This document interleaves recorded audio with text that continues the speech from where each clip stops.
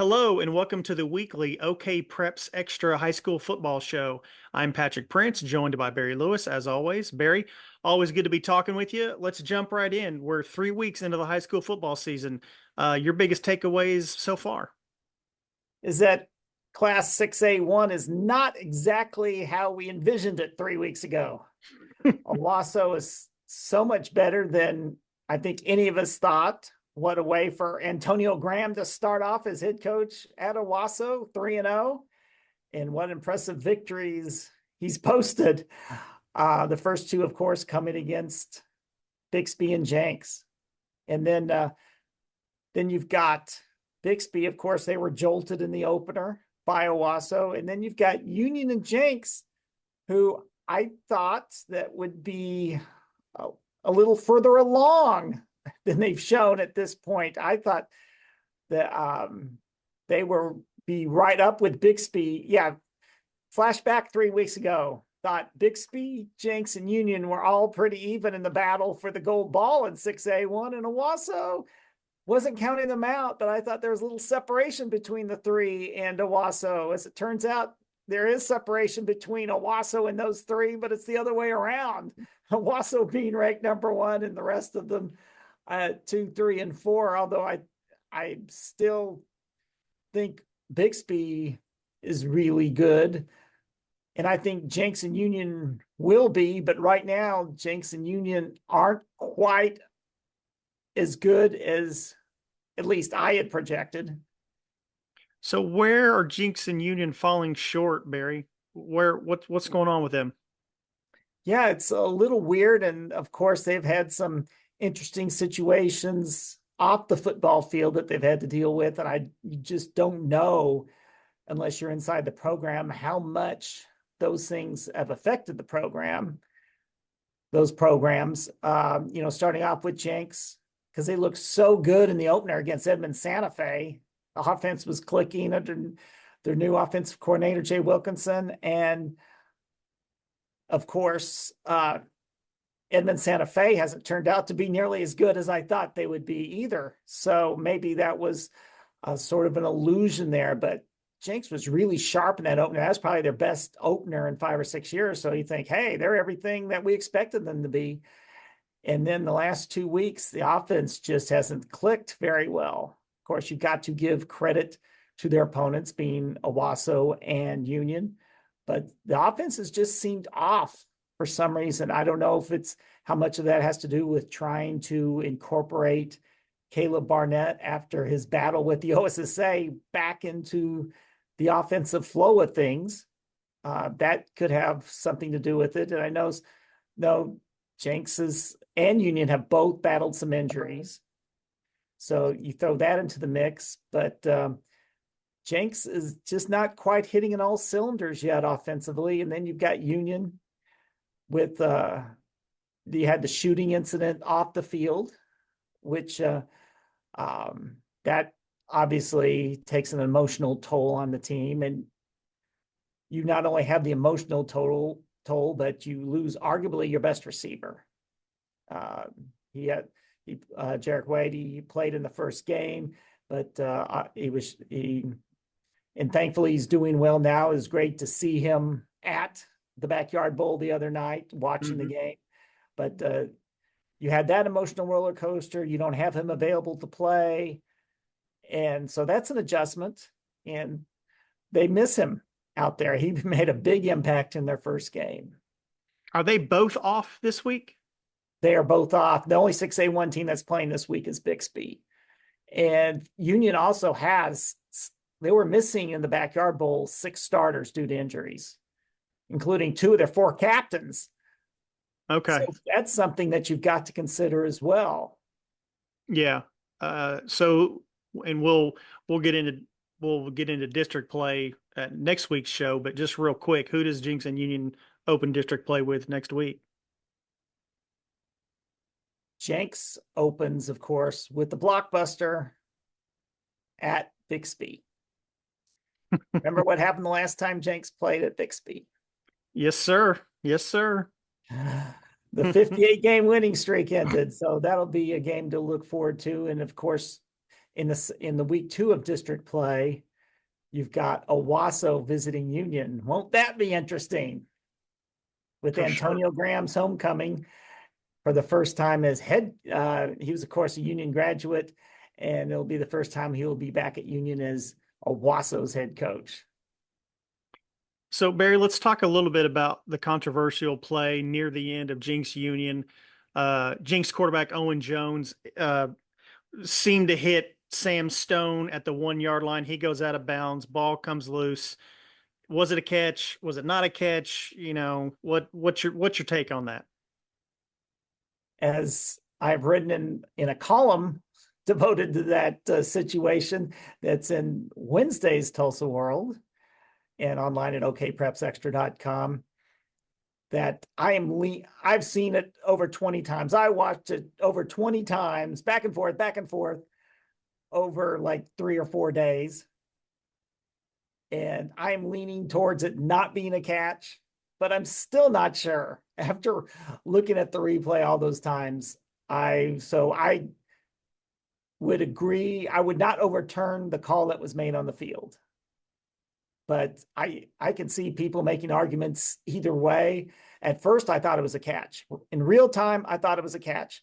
But after looking at all the replays available in the video, it looks like there was enough movement of the ball before he completed what is defined as completing the catch, or at least what I understand is being defined as completing the catch, that it looked like that the officials made the correct call, and went into that in my column. Ethan Rowland, the president of the Greater Tulsa Officials Association, said that the correct call was made on the field. I mean, that's good enough for me. I mean, if he says it's the correct call, I will go with what he says. And again, it's just one of those that I would go whichever way it was called on the field, I would go with. I mean, because there was not overwhelming evidence to overturn the call, whichever way it was called. And I'm of that approach when it comes to video reviews. So your argument is that, in part, your argument is that it never looked like he had full control of the ball. Is that what you're saying? After looking at the replay, it did not look like he established firm control of the ball long enough. Even before it was knocked out of his hands. Right. Like, because obviously he didn't have control at that point, but you're saying even on the field, when he sort of catches it, takes a few steps, and then gets yanked out of bounds, at no point do you feel he had control of the ball, right? That would establish it as a catch after looking at the view that Fox 23 showed. At least it looked like I saw enough movement, like I can see why that was ruled incomplete. It looks like there is some movement that he did not establish the control he needed to establish for it to be ruled a catch. Okay. All right. I mean, but and again, in real time, a point of my column was in real time, both Bill Haston and I, who were sitting together, we thought it was a catch for sure. And we were pretty stunned when it was ruled not a catch. So I kept on thinking when the officials were discussing it, and because I kept on thinking, it's just a shame that they don't have the option of looking at it on replay. Well, that was my next question, Barry. Your column that is online right now, and like you said, will be in the Wednesday Tulsa World. There's a larger issue here, as you wrote about. Why don't you talk about that a little bit? That I would like to see video replay or video reviews used in high schools. It just seems silly now that with the technology available that a game, I don't think it would be feasible to use it for all high school games because most of them aren't televised like the game was the other night, which was the Your View game of the week. Mm-hmm. But when you've got a game that's being televised like that, that's technically well done, and that replay is available. I just think it needs to be an option for the officials to be able to use it. The National Federation does permit it, but they basically leave it up to the states. And this in OSSA does not permit it. So, and I can understand why they don't. After all, I mean, it's just like the National Federation allows high schools to use a shot clock in basketball, but it hasn't been obviously added in Oklahoma yet. And I think that would be much simpler to add than video review in high school football games. Of course, there's so many questions if you're going to have video review in high school games. As Ethan Rowland said, what would the parameters be? Do you have a monitor down on the field? Do you have an official next to the TV monitor in the press box? What plays would be eligible to go for review? I mean, I proposed that would be change of possession or scoring plays only. It's things that really have an impact, not just, oh, was he marked out of bounds at the 27 and we think he was marked out at the 29 on a second down play. So the Jenks-Union play would not be reviewable then. Well, that would be a change of possession because that was a fourth down play. Okay. You're right. I forgot that happened. Of course, I forgot that happened on fourth down. At least under my what I would set as the parameters. So but you wouldn't. Okay, but you wouldn't have overturned this call though. I would not have overturned this. Let's be clear about that. You're saying video review is a good idea, but not because you would have overturned this call. Right. I just think video review is a good idea, even though they got the call right in this instance. I think another benefit of video review is that at all levels, whether it's basketball, baseball, pros, college, is that it diffuses the situation when emotions are very volatile, as there were the other night. That at least after you pause, give it a good look, and determine that, hey, the correct call was made, then things have sort of calmed down. And I think the individuals, the players, the coaches can accept that better than what happened the other night. And what ensued after the decision was made were 3 personal foul calls on Jenks as Jenks went ballistic, as you can understand, I mean, to some extent. And then a player winds up getting kicked out of the game. And Jenks is penalized 45 yards, which obviously made a comeback a lot tougher, because what's lost in this is that the game was not over at that point. Yeah. There was still almost 3 minutes left to go. And so much, and that's an eternity in the backyard bowl. And Jenks did come up with a defensive stop on Union. And Jenks did get the ball back and had a chance to drive for the winning touchdown, but threw an interception. And so Union hung on. But being penalized 45 yards, that made that Jenks final possession a lot more challenging than it would have been otherwise. So I think even if a call's not overturned, having video review has other benefits besides making sure the call is correct. Barry, can you share the story that you were telling us earlier about the history of review in the NFL and that it really dates back to the 70s? Can you share that story? Yes, it was in the mid 1970s, and Tex Schramm, the Dallas Cowboys general manager back then, he was quite a visionary. Mm-hmm. He proposed that to the NFL commissioner, Pete Rozelle, at the time. And the first time they sort of did an experiment, at least internally, was during a 1976 Dallas Cowboys Buffalo Bills game, just to see what it could be like. And ironically, the Cowboys that year would go on to lose a playoff game on a bad officiating call that would have been overturned if there had been replay. So, but it took them like 10 years after that and a bunch of experiments and proposals to the ownership for it to actually be part of being used in a regular season game. It took until the mid 80s for that to happen. And the intent of it back then was that there had to be overwhelming evidence to overturn a call.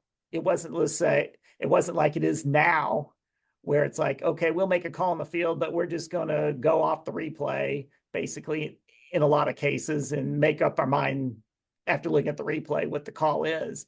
Back then, very few calls were overturned, with that being the mindset. And now it's almost like about 10% of the reviews resulted in reversals back then. Now it's almost like 50%, it seems like. And they, of course, they cover a lot more territory. A lot more things are eligible to be reviewed right now. So that's a sort of a quick history. Well, leave it to Barry Lewis to know history of professional sports, not only because it's Dallas Cowboys, because that's your team, but your knowledge is so vast. When you told that story, I'm like, we got to talk about that on the video. All right, changing gears a little bit. Who should be on upset watch this week? Wagner, I would say, just because of some past history with Bristow. They're playing at Bristow this week. And Wagner's last 2 trips to Bristow haven't gone well for Wagner. Pretty incredible that in those 2 games, they've scored a combined total of 7 points. Can you imagine that with the juggernaut that Wagner's been for the last 2 decades? I think Bristow was a team, even though the coaching staff has changed this year, it still seems like their approach would make them still a tough matchup for Wagner. They've got a good ground game, good defense. And if you got a good ground game and can chew up the clock, which is what happened in those previous instances against Wagner at Bristow, shorten up the game and you don't beat yourself, you can play with Wagner, or they were able to have success against Wagner doing that. And even in a game that Bristow lost at Wagner needed overtime to beat Bristow a few years ago. So Bristow is just, sometimes that's the way it is in sports, no matter what level. You just got teams, and even though coaching staffs come and go, some teams just match up really well against you, and it's hard to explain why.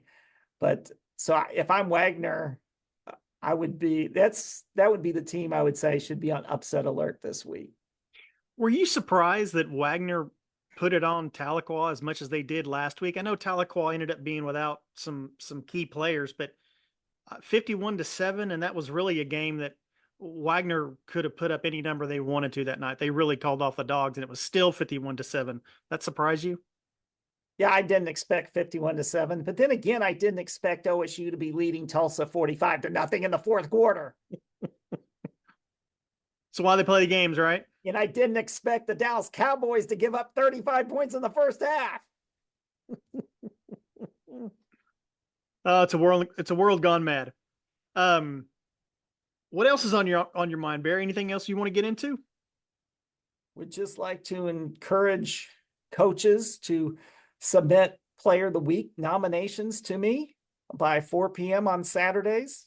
Welcome nominations. And as well as for other fall sports, send nominations to me by noon on Mondays. So we welcome those and definitely encourage coaches to send those nominations in. Absolutely. Barry, what game are you covering this week? I will be at Woodland, Pawhuska at Woodland, 2 of the top teams in Class A, albeit in different divisions. It's a fascinating matchup to me. 2 years ago, Pawhuska won 48-46 with the last-minute TD, and then they held on. Woodland then raced down the field and scored a touchdown, but was stopped on a 2-point conversion to end the game. So I'm thinking this year's meeting between them has potential to be very similar to that. Both teams have experienced senior, really good quarterbacks, so it should be a lot of fun. Certainly, I'm hoping it is. All right, we'll leave it there for this week. And Barry, you and I will be back next week, and we will preview district play. And always good chatting with you, and we'll talk next week. Sounds good.